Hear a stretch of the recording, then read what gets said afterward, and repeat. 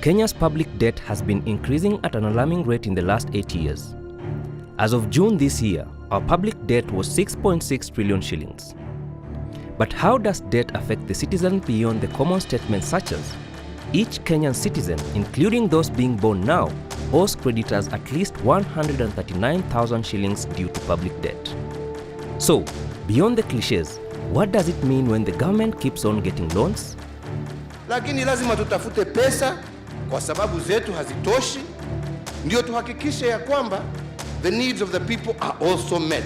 But we must borrow, which I agree, in a manner that we are sure we can actually service the debt that we incur. From 2013 to 2019, we've seen our public debt go from almost 1.2 trillion to about 6 trillion. You see, the whole economy is crumbling. When government has no revenues to invest in the economy, it means that everyone is going to suffer, and most of the time, it's the young people and the vulnerable people in the economy who will suffer most. Is Kenya on the verge of a debt distress? What is the implication of that moving forward? Africa Uncensored digs deep into these questions, seeking answers and highlighting how the appetite for foreign debt-financed infrastructure has devastated various sectors in the country.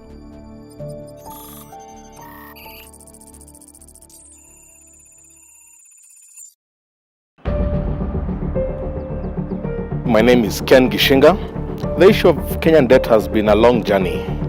And let me first start by saying that debt in of itself is not a problem. Almost every country in the world has debt.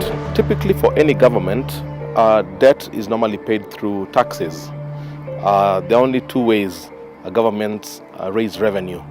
One is through taxes. So the big challenge we are facing in terms of managing our public debt is the economy has not been doing very well. So a lot of businesses are not able to provide the taxes that government needs to be able to service its debt. In 2013, Kenya's debt was 1.8 trillion shillings when Uhuru Kenyatta and William Ruto took over the government from President Kibaki. The debt has tripled to about 6.7 trillion shillings in just 7 years, even surpassing the recommended debt to GDP ratio. The debt to GDP ratio is used to compare what a nation owes with what it produces. It also indicates the ability of the country to pay back its debt. The higher the debt to GDP ratio climbs, the higher the risk of defaulting on the debt. According to Treasury, the debt to GDP ratio is at 65.7%. IMF recommends that the ratios of public debt to GDP should not be higher than 40% for developing countries. Kenya first breached the debt threshold in 2016 when it rose to 50.6% of GDP. But why should this be of concern when some developed nations have surpassed their debt to GDP ratios by triple-digit numbers? Of course we're in debt. So how do we deal with that? By the way,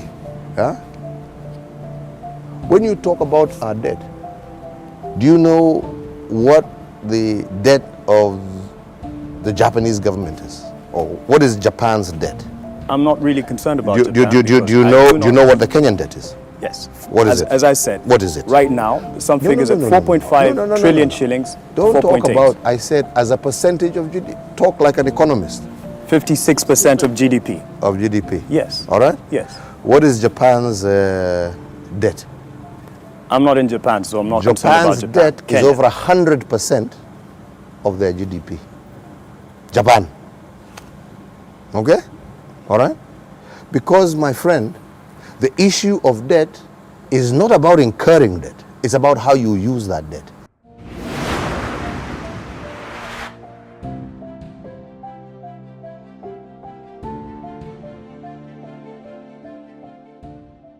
A lot of people say that the US has over 100% debt to GDP. Japan has the highest in the world, 200% GDP. But we forget that these countries, first of all, borrow in their own currency. The US will borrow in dollars and Japan will borrow in yen. So in the worst case scenario, they can really print their way out of that debt. Out of the 6.7 trillion shillings debt, foreign currency debt is 3.5 trillion shillings, up from 569.1 billion shillings in June 2010. Kenya's largest foreign currency lender is China, which accounts for over 70% of the external bilateral debt with a portfolio of approximately $6.2 billion, which largely come on semi-concessional terms. If it's non-concessional, most probably it's a commercial loan that will come, like some of them we saw coming from China, where you need to pay them in less than 10 years. You'll begin paying the interest within less than 10 years. And that's what many people have been asking questions. So if government invests, say, in a road or invests in a railway line, would you say that within 6 to 10 years, the investment has been plowed back into the economy to the extent that we are able to collect taxes to begin to repay that loan? It's not possible. It does not make economic sense. So my name is Kenneth Okwaro. I work with the Africa Center for People, Institutions and Society.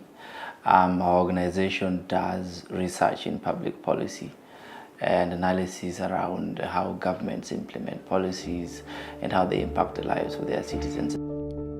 The main difference when one borrows in foreign currency such as the dollar as opposed to borrowing in local currency such as the shilling is that the borrower is exposed to currency risk.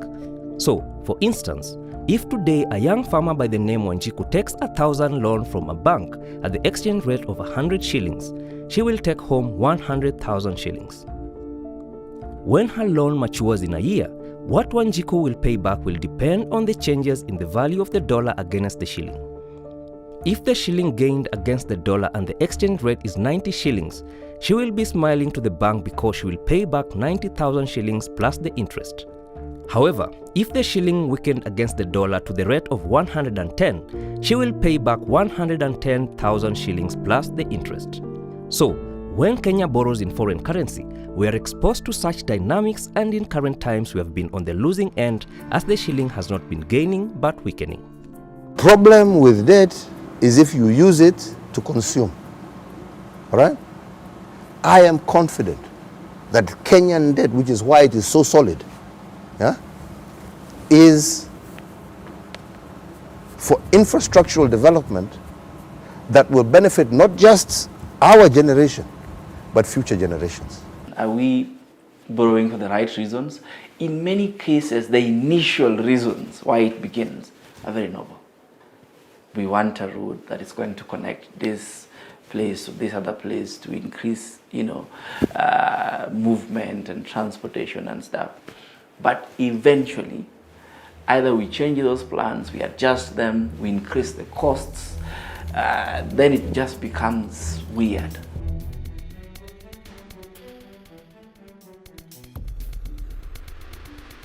My name is Chang Ping, a freelancer. I'm writing for Deutsche Welle, Germany, and Upper Daily in Hong Kong. China has bigger ambitions and longer-term plans. There is an official document called China's Second Africa Policy Paper, published in December of 2015. In this lengthy document, we can find the words economy, culture, society, political parties, governments, military, technology, almost everything except democracy, freedom, and human rights. This is the essential core of the Chinese model. The point is not so much the debt trap itself, but how much power African people and African countries have to negotiate. Most of the China loans are for building infrastructure, and they come with conditions such as Chinese contractors are given the contracts to implement the projects. Some of the projects implemented through the loans include the Lamu Port 3 bus for 48 billion shillings and the SGR project, Mombasa to Nairobi, which cost 327 billion shillings. The latter has been an emotive and controversial subject among many Kenyans. I think the challenge most economists have wrapping their mind around it is the fact that over $3 billion was spent to it, about 320 billion shillings.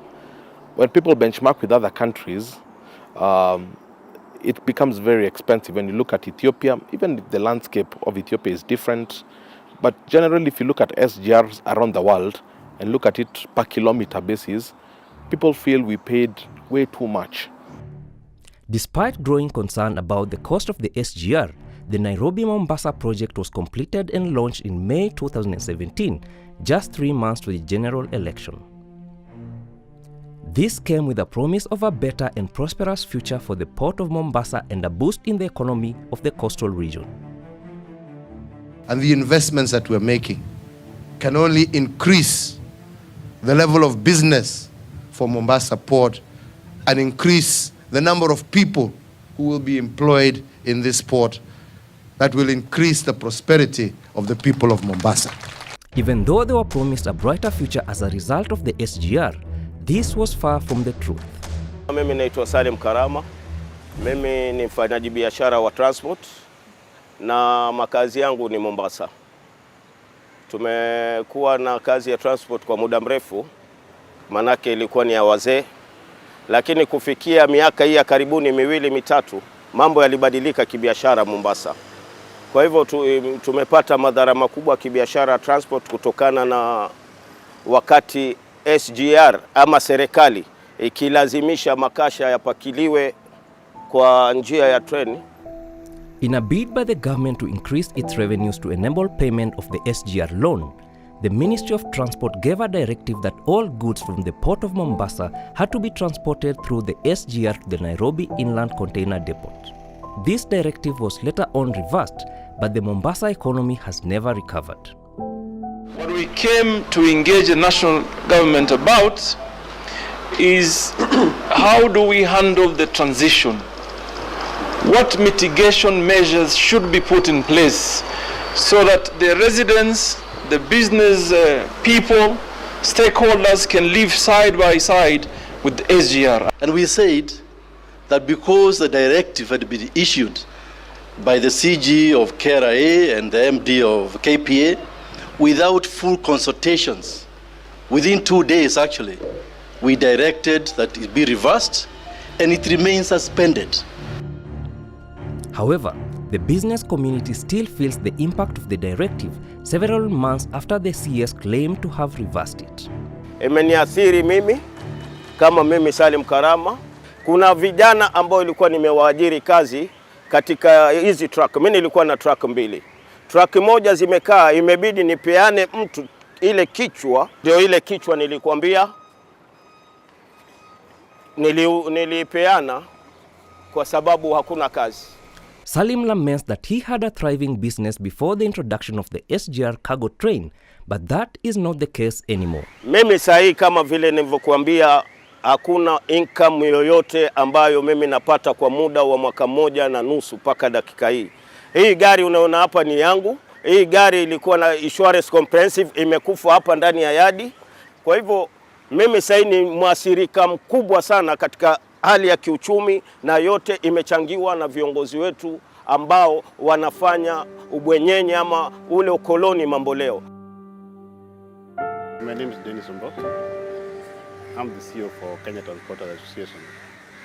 The times are very hard with transporters because actually most of the transporters don't have the job and most of them close shops. You know, if you have a truck, the truck only makes money when the turnaround is high. When the truck's idling, there's no money for that truck. It wears off. So sometimes you may be able to service it and it's not doing anything. So you service it, put parts, but then there's no money that it brings. So these trucks, we need them to be on the road. A research conducted by the University of Nairobi School of Business in Mombasa last year revealed that Mombasa's economy will decrease by over 16% and over 8,100 jobs lost as a result of transporting cargo from the port of Mombasa through the SGR. The report goes further on its finding and states, I quote, "In the event the proposal to convey all up-country cargo through the SGR, then the implication to the port city of Mombasa's GDP and employment sustainability will be serious."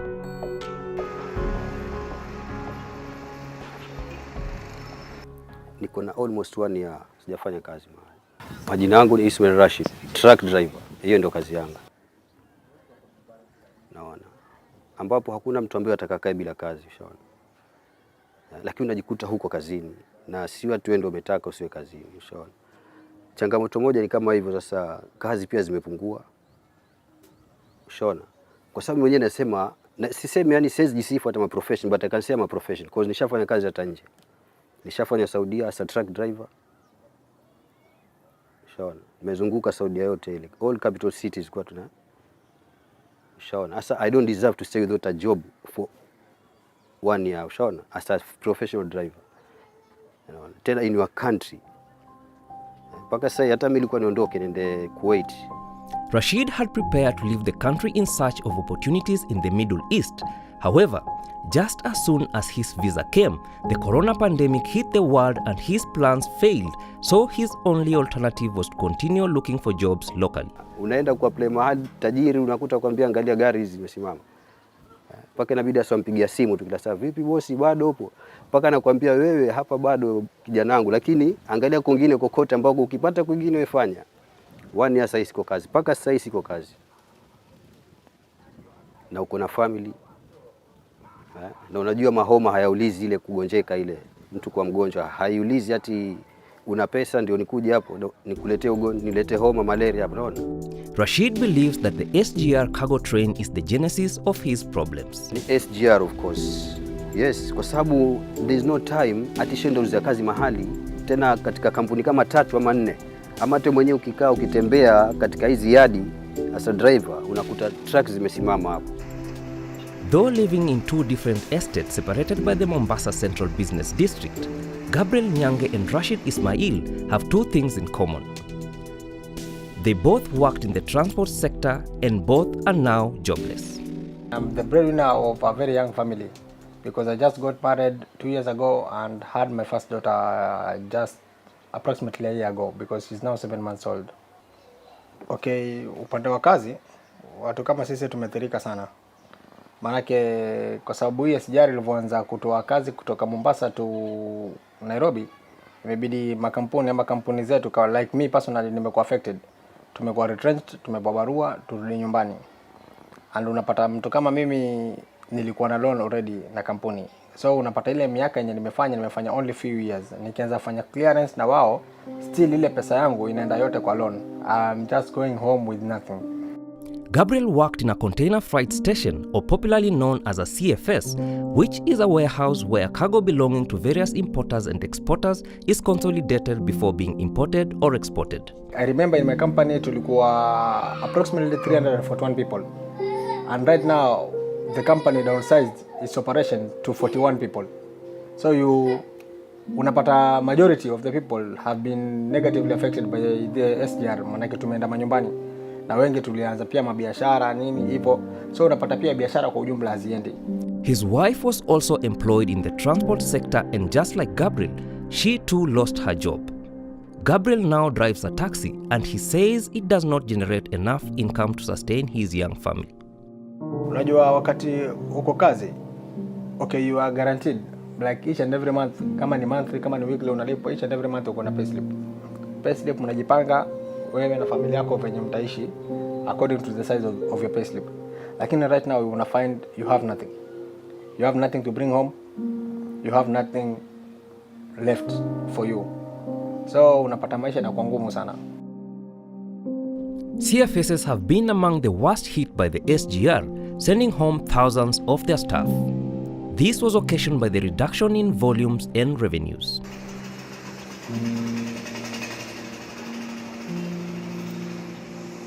My name is Khalif Khalifa. I am chair of the board of Muhuri, a human rights organization which is based in Mombasa.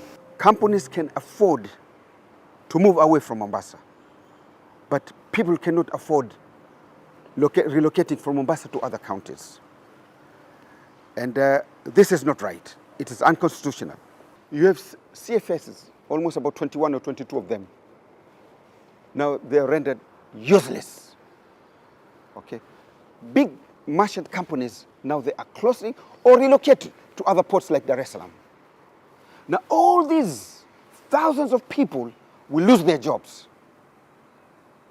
definitely they are lose. They've already lost, they're going to lose more and more and more. Okay? We don't understand why the government should do such a thing like that.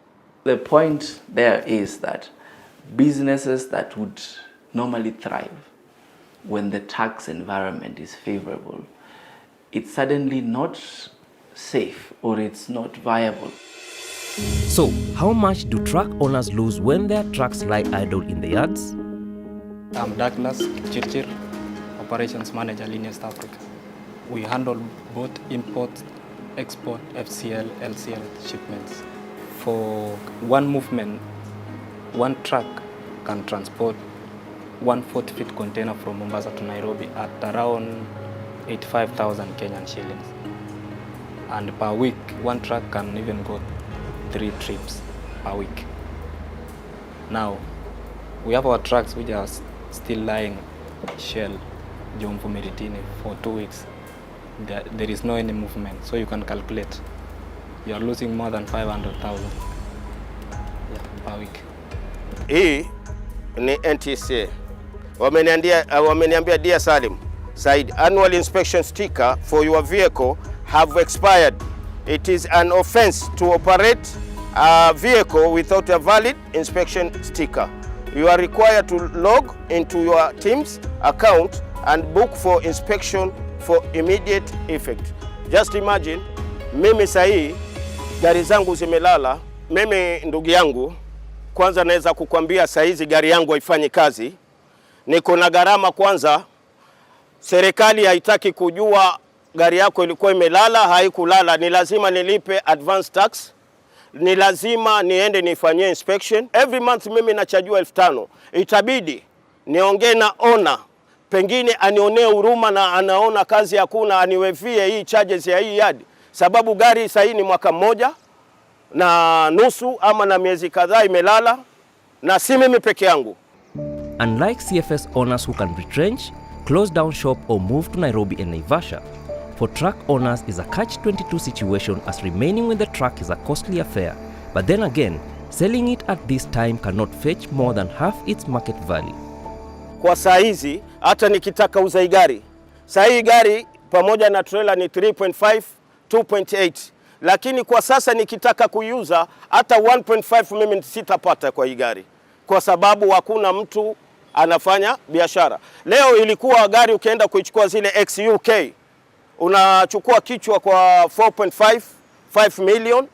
Kwa saa hii ukienda huko gari zimekaa hata zinamea kutu, mtu anakuambia hata 3.5. Hakuna mtu anataka kununua malori.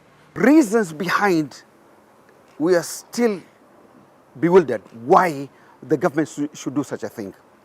Because taking away services from one county to the other, it means you are depriving the economic condition of that county for the benefit of other county.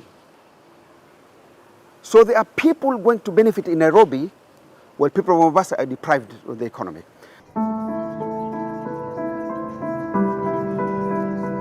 Niambie pale kuna kazi niende. Maana sisi wote hatuwezi kura Mombasa twende Naivasha. Kwa majina mimi ninaitwa Mama Chebet ama Felista. Mimi ni mwanabiashara. Niko na hii kibanda changu yenye mnakiona hapa mbele yenu. Ni kibanda ya chakula pakubwa sana. Mimi nilikuwa napika kama bandari 3 kwa siku ama bandari 4 ya chakula, lakini kwa sasa napika kama bandari 1. Na hata hiyo moja kwisha ni shida. Nilikuwa na wafanyikazi 6. Ambapo hao wafanyikazi 6 kila mmoja ukumlipa 300 kwa siku. Hiyo ni pesa ngapi?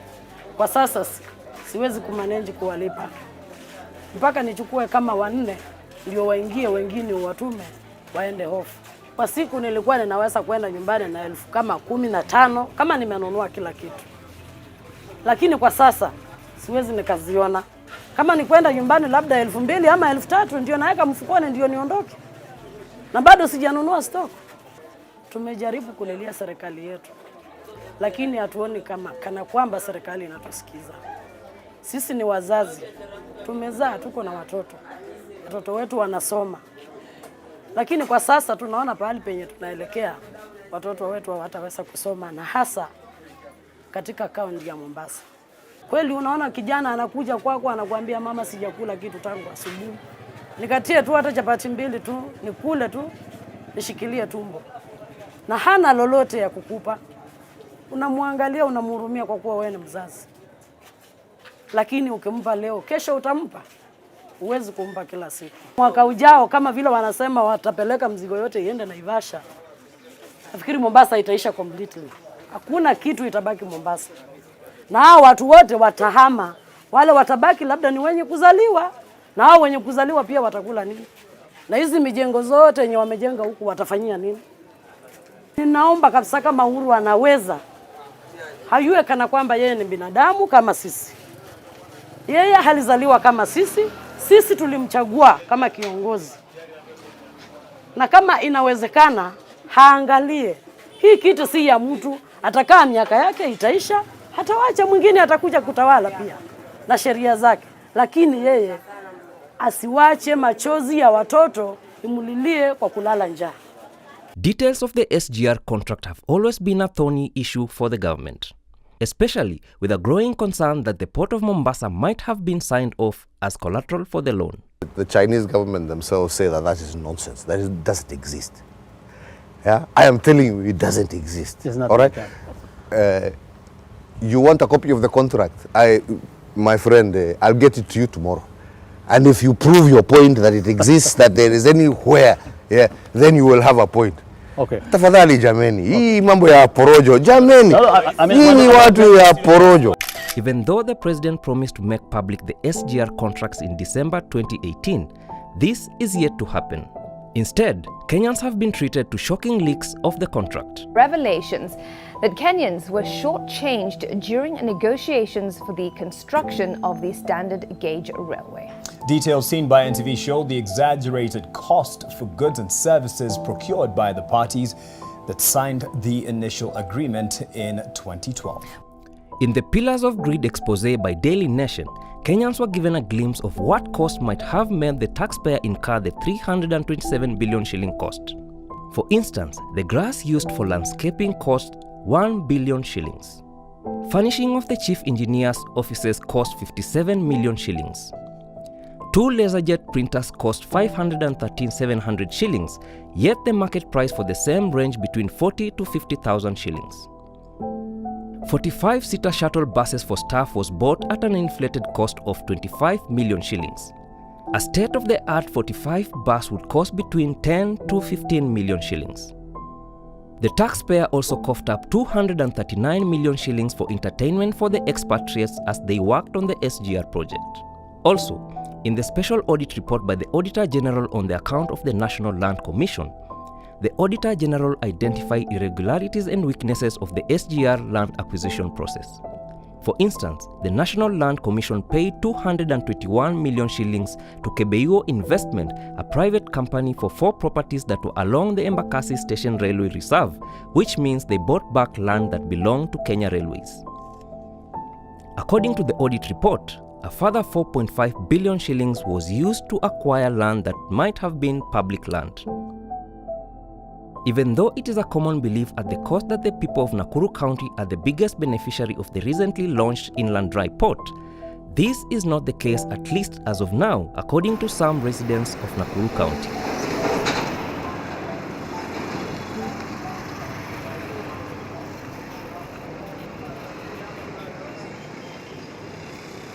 My name is Benson Masharia. I'm the chairman of Friends of Devolution within Nakuru County. We had a lot of expectation when it comes to the dry port, because when we heard that they are coming to Nakuru, we knew that we are talking about job creation. The dusty town of Mai Mahiu was to be transformed to be a major hub for the business within Nakuru County. We knew that other adjacent infrastructure like the hospitality industry, we look at the infrastructure in terms of housing, we look at in terms of the whole issue, in terms of businesses that accompany the dry port that we see in Mombasa, they were to come to Nakuru. But to a large extent, things have not been the way we expected. However, the business community differs from Benson, as explained by the Chamber of Commerce Nakuru Chapter Chair Stephen Thuo Njuguna. We welcome the dry port. The coming of the dry port, many think As our president said, it's a project from nowhere to nowhere. But we as Chamber and the business community around here, we started seeing some many benefits. One, it has given appreciation in land. The areas around the port, like they were saying nowhere, used to go at a very low price.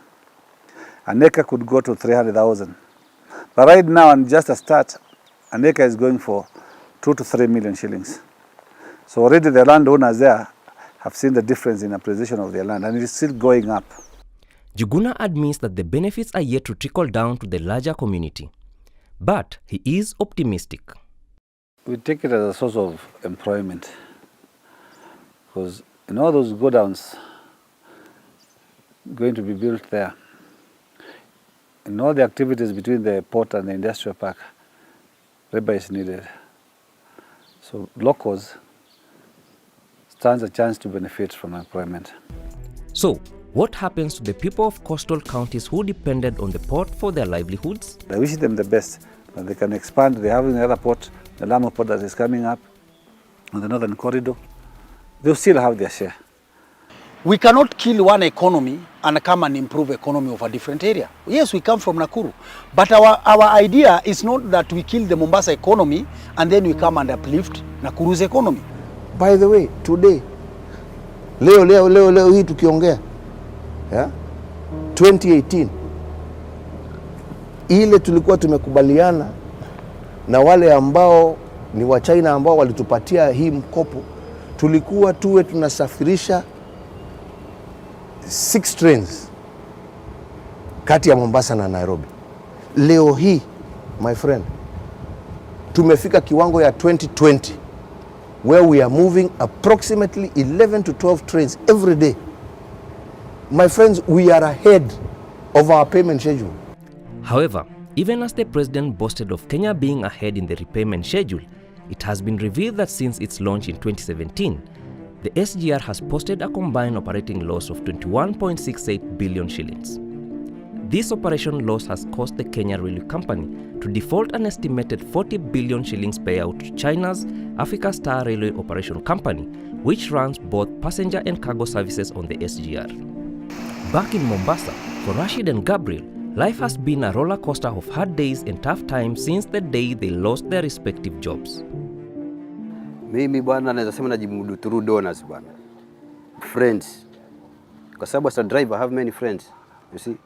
Kuna wale ambao wamebahatika bado kazini, labda wanaenda ile wanapanda, anajua huyu driver mwenzangu hayuko vizuri, hivyo una survive. Imagine na kusurvive huko, sio ati every day utakuwa unakisha unakunywa chai. Ni kusurvive tu, ni kusurvive. Ukipata kitu yote unafanya, like right now nimefuatana na ndugu zangu wengine, vijana wenzangu, tunaendesha magari huko, tuko na gari za car hires, hivyo tunazunguka tu tukitafuta clients, tukiendesha, tukipata riziki. Lakini sasa unapata pesa kama ile unapata tu ni pesa ya kukula. There's nothing that you can do with that money because you don't get any extra shillings out of that. Earlier this year, several residents of Mombasa started weekly protests over the issue of the SGR. The protests would often turn ugly as the police lobbed tear gas canisters to disperse the protesters and engage them in running battles for hours, culminating in arrest of several protesters.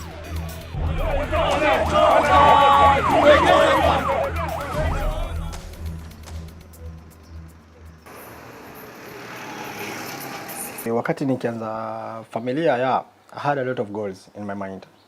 Mabiashara nimefungua. Biashara nimekuwa nazo. Lakini zimecollapse kwa sababu wateja hakuna. So nilikuwa nishaona the near future, maana loan zangu nilichukua kuna loan nimechukua actually last year. Nafaa nilipe for 3 years. So napata back, nimerudi nyumbani na mzigo. Badala nirudi na relief. Unaweza kopa, hata mtu anaweza kuwa na ile morale kukupa pesa akijua uko kazini utamrudishia. Lakini sasa ndio hivyo. Wewe paka inabidi ufanyeje ndio. Waanza kula miti ya madamu, Kilifi. Une malaria itoke. Ndugu yangu, ndio sababu mimi naongea na machungu sana. Kwa sababu nimekuambia hakuna aibu mtu akisema ukweli. Paka saizi mimi sijakula chakula. Mimi paka saizi leo itokee emergency yoyote, sina uwezo wa kupeleka mtoto wangu hospitali mzuri. Kwa hivyo ndugu yangu, ni machungu makubwa sana. Wewe ikiwa unaanza kuenukia, wewe ikiwa unajaribu, alafu unakuja unakuta serikali yako ndio inakugandamiza. Everyone out there will tell you that things are hard. And it did begin with COVID, did it? From like September last year, everyone was complaining. Businesses shutting down by 7. Zimefungwa. Everyone has gone. Everyone tells you pockets are dry. Meaning money is not in the economy. Money is somewhere else. And perhaps that's where the country or people in this country need to train their eyes. Where is that money? Because the KRA taxes people.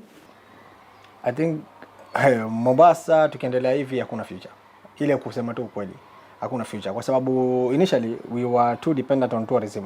Tourism ndio hiyo imekufa. It is totally dead.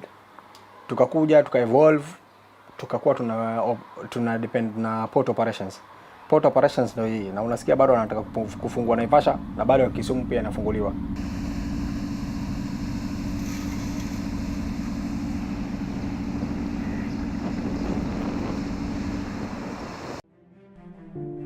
The cost of the SGR has been a controversial issue for long, but are we getting value for the money that we injected in the project? This rail does not pay. Pay and take, it doesn't. So it takes a lot of money from taxpayers' money. Those money should have gone to the education, should go to the medical, hospitals, okay, clean water, good roads. Now they have taken away from Wananchi and give it to the Chinese. And this is not right. We Chinese have a term for this, which we call overload clause. Overload clause. It means unfair contracts. It is the bullying of the weak by the powerful. They want to control more. The China loan has not only negatively impacted the coastal economy, but has had an impact on the entire Kenyan economy. Even though the government reports GDP growth, the common mwananchi is not feeling the growth, and businesses have suffered as a result of tough economic times occasioned by heavy taxes. Because the tax rate is high. And why is the tax rate high? Because government is looking for alternative sources of revenue. Why? Because what we normally collected, we have taken a third of it, 900 billion, to external sources where we got debt. The problem with the debt is that it did not do what it was supposed to do. Some of these taxes that affect the common mwananchi directly include introduction of 8% VAT on petroleum products, increased excise tax on cash transfer from 12% to 20%, and that of calls and data from 10% to 15%, increased capital gains tax from 5% to 12.5% for betting and gaming winners. A 3% monthly turnover tax was introduced this year, targeting small-scale businesses like mama mbogas, kiosks, and salons. This new tax was highly contested since the tax was charged on total generated revenue, irrespective of whether they made a profit or loss. This meant for every 1,000 shillings they generated as revenue, they had to pay 30 shillings to the taxman at the end of the month. Luckily, the small-scale businesses are now exempted through the tax relief bill introduced in April to cushion them from the impact of the coronavirus pandemic. Companies have also been affected by the debt in various ways, such as the government imposing new taxes and increasing existing taxes to generate more revenues. For any business to be able to thrive, it needs to have tax breaks. Anytime you put a lot of barriers in the ways of small businesses, it means the entrepreneurs will choose to close shop and to go into something else.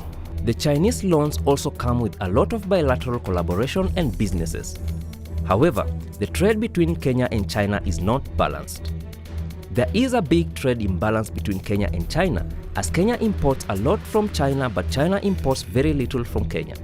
Chinese imports have more than doubled over the last 5 years, growing from 167.2 billion shillings in 2012 to 390 billion shillings in 2017. As a result, Chinese goods accounted for 22.6% of all Kenya's import in 2017. Kenya's export to China was 5.3 billion shillings in 2012, and it grew to 10 billion shillings in 2016, but declined to 9.9 billion shillings in 2017. The trade imbalance is also caused by the importation of goods that can be manufactured and produced in Kenya, such as ginger, fish, and cement. The importation of such goods is a direct competition with local industries. When government takes loans, let's say you take a loan from China or from another big country, those loans usually have got terms. Some of them nobody even talks about. So you remember last year when we were talking about some fish story, where fish was coming from China and people were saying that we also are fishing and why are you allowing fish, you're going to affect our, our businesses. But the government was insistent on allowing that fish to come in. I think maybe it's still coming in. The reason is that there have been those conditions behind it that make the government want to allow that to go on.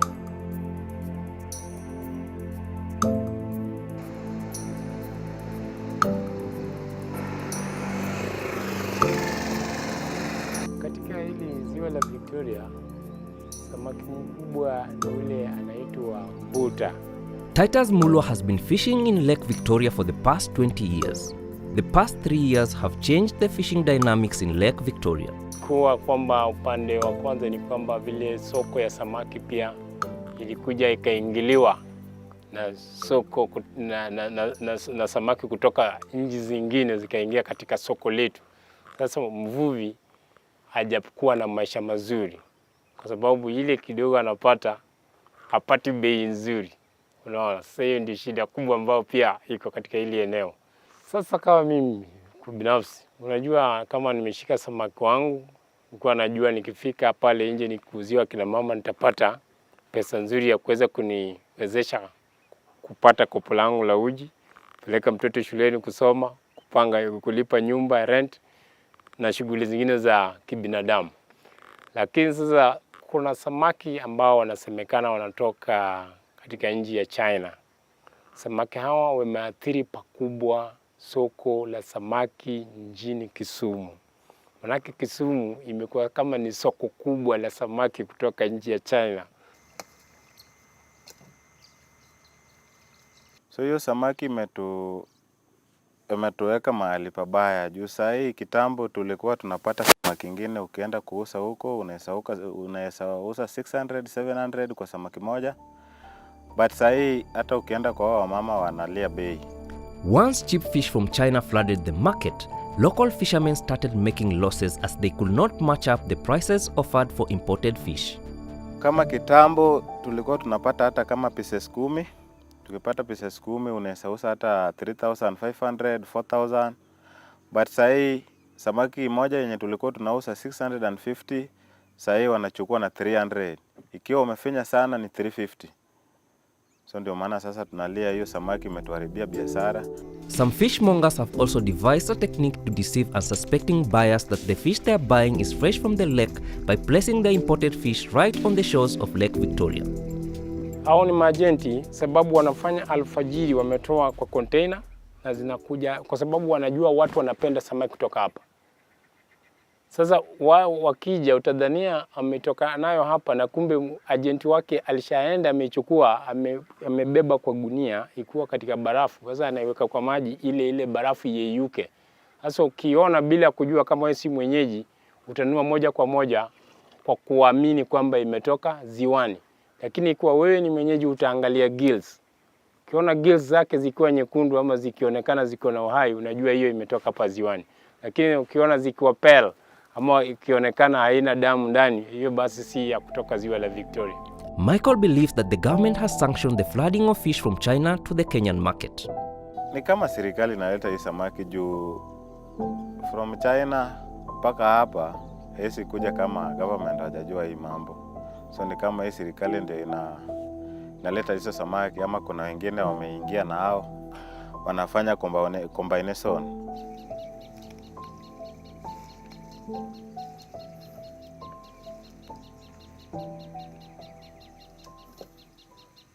Ikiendelea hivi tutaona kama tutafanya kwa lake juu sasa hiyo ita affect. So itabidi watu wengi lake itabakia wachache, ile tu itabaki ile unapata samaki kidogo unaenda kukula kwa nyumba. Samaki wakiendelea kutoka China, mimi naona kwamba sisi tutakuwa tumeisha. Manake bila shaka tutakuwa na lingine la kufanya. Ni kufunga virago na kutafuta labda namna nyingine ambayo hatujui itakuwa nini. I think that we need to be more involved in these issues of public finance now more than ever, because we are feeling the pinch. I think perhaps no one is telling us that what you're feeling in your pocket has a lot of correlation with the bad debt policies that have been made over the past 7 to 10 years. If the cycle of borrowing money and investing in mega projects sum at overpriced rates or unfavorable loan conditions, and if nothing is done about the unbalanced business between Kenya and China, Kenyans will continue facing tough economic times and many more will lose their businesses and jobs.